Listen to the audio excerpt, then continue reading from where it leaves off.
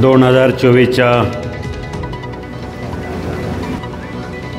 तिन्ही पक्षाच्या कार्यकर्त्यांची ही बैठक या ठिकाणी आयोजित करण्यात आली।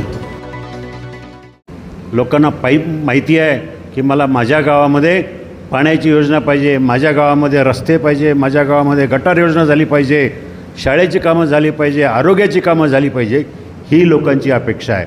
खरं म्हणजे ह्या गोष्टी बाजूला सोडून आम्ही कुठंतरी चंदेरी दुनियामध्ये लोकांना न्यायचं, खोटी आश्वासनं दाखवायची, खोटी स्वप्न दाखवायची।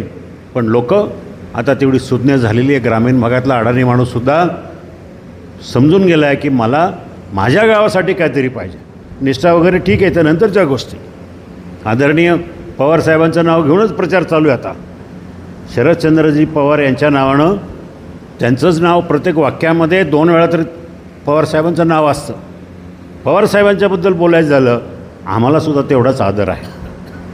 आज आपले नेते आदरणीय दिलीपरावजी वळसे पाटील त्यांनासुद्धा पूर्वीसारखाच पवारसाहेबांच्याबद्दल मनामध्ये आदर आहे। ती आम्हाला नक्कीच आम्ही त्यांना विसरू शकत नाही। पण याचा अर्थ त्यांच्याकडे दुसरं काहीच भांडवल नाही आहे।